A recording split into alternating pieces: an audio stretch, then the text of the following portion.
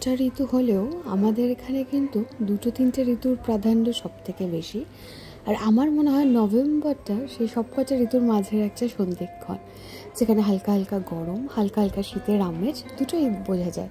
তাই নভেম্বরের সকালগুলো কিন্তু একটু বেশ অন্যরকমই হয়।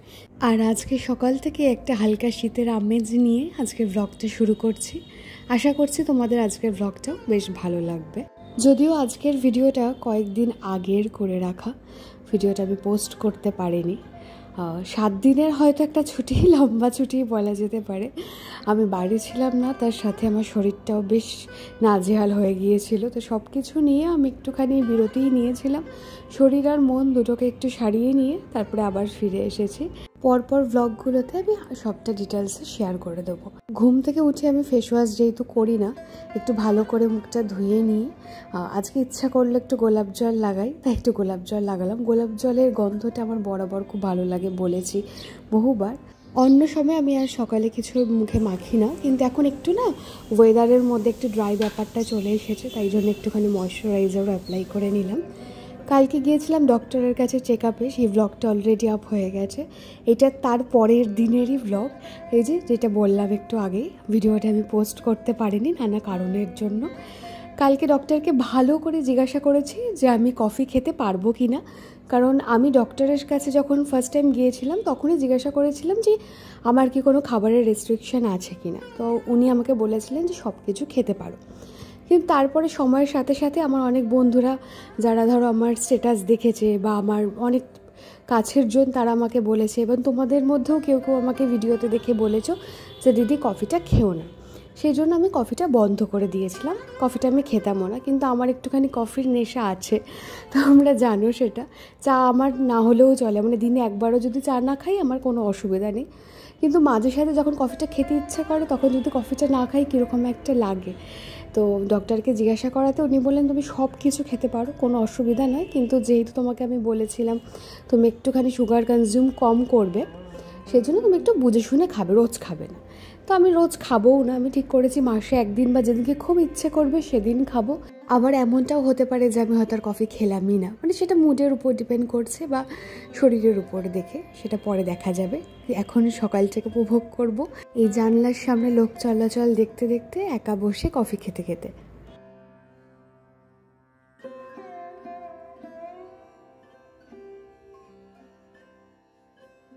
আর এই কফি খেতে খেতেই সকালে ভাবছিলাম যে আমাদের শরীর, প্রত্যেকটা মানুষের বা প্রাণীর, যা কিছু সব কিছুরই কিন্তু বিভিন্ন রকমভাবে মেকানিজম রয়েছে, যেগুলো প্রত্যেকটা সময়ের সাথে লড়ার জন্য একটা শক্তি যোগান দেয়। যে এখন আমার শরীরের মধ্যে এত রকমের পরিবর্তন, আবার দেখো সবাই কিন্তু আবার সেই নর্মাল লাইফে চলে আসে, সব কিছু আবার আগের মতন হয়ে যায়। তো সব কিছুই কীরকম সময়ের সাথে সাথে পরিবর্তনশীল, সেটাই ভাবছিলাম। তাই অনেক সময় সময়ের সাথে সাথেই সেই ফ্লোতেই জীবনটাকেও এগিয়ে নিয়ে যেতে হয়। সেটাই তার বিরুদ্ধে গেলে কি বলো তো, তখন অনেক ধরনের অ্যাংজাইটি, মানসিক সমস্যা তৈরি হয়। আর যদি সেগুলো না হয়, তুমি যদি সময়ের সাথে যেরকম সময় নিয়ে যাচ্ছে সেইভাবে চলতে পারো, তাহলে কোনো অসুবিধা হয় না, এটা আমার মনে হয়। Very good. এই যে শিট মাস্কটা লাগাতে লাগাতে ফোনটাও পড়ে গিয়েছিলো, কারণ আমি এত তাড়াহুড়ো করে শিট মাস্কটা অ্যাপ্লাই করছিলাম, সে আর কোনো স্ট্যান্ডে রাখিনি, জাস্ট আমার যে ড্রেসিং টেবিল ওখানেই সেট করেছিলাম। একটু ইচ্ছা করলো, যেহেতু স্কিনটা খুব ড্রাই হয়ে যাচ্ছে এই সময় না, স্কিনের প্রচণ্ড বেশি একটু ময়শ্চারের দরকার হয় আমার, যেহেতু আমার কম্বিনেশন স্কিন। সেই জন্য যখন শীত আসে আমার স্কিন থেকে না এরকম ডেড সেল রিমুভ করা যায়, চামড়া ওঠে, এতটা ড্রাই হয়ে যায়। তো আমি শুরু থেকেই বলতে পারো যে স্কিনটাকে প্রেপ করা শুরু করে দিয়েছি। আজ সকালে মা পাস্তা করে দিয়ে গেছিলো, আমি সকালে আর খাইনি, রেখে দিয়েছিলাম, সেটাই বিকেলে গরম করে এখন আমি খেয়ে নিচ্ছি। অলরাইট, কেন হাঁপাচ্ছি বলছি। কালকে আমি অন্য একটা ডক্টর দেখাতে যাব, মানে সার্জন দেখাতে যাব।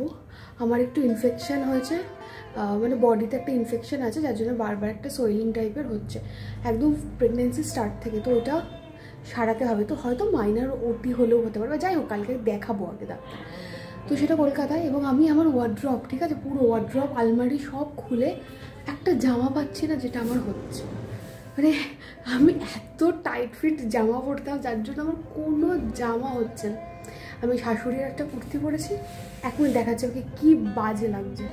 পুরো মানে এখান থেকে তো কিছু বাড়েনি না, এগুলো সব ঢিলা, এখানে টাইট, সব এখানে টাইট। অস্থির অস্থির কাণ্ড আমার ঘরের এখন। চারিদিকে যে দেখো জামা কাপড় পরে পরে আমি দেখছি কোন জামাটা আমার আলটিমেটলি হবে, কারণ এখানে সব জামা এসে আটকে যাচ্ছে, এত অবধি নেমে আর কিছু হচ্ছে না। অলরাইট, তো আমি ওখানে সব জামা কাপড় রেখে নিয়েছি, মানে কালকে যেটা পরে যাব, আর একটা ড্রেস নিয়েছি, এটা পরে ফিরবো। আর আমার একটু প্ল্যান আছে যে আমি যখন যাচ্ছি জেনিতে আমি ডক্টর দেখাতে যাবো, তো সেই জন্য আমি একটু মাসির বাড়িতে 2 দিন থেকে আসবো। বহুদিন বাড়িতে থাকতে থাকতে না মানে খুব আইসোলেটেড ফিল হচ্ছে একটুখানি। আমি যদিও একা থাকতে পারি, স্টিল অনেক দিন হয়ে গেছে, একটুখানি মনে হচ্ছে একটু যাই মাসির বাড়ি। আর প্ল্যানও ছিল মাঝে, হয়ে ওঠেনি।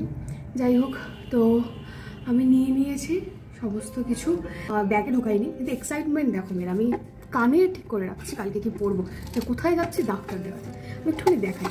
ওকে, আমি 2টো ঝুমকা বের করেছি।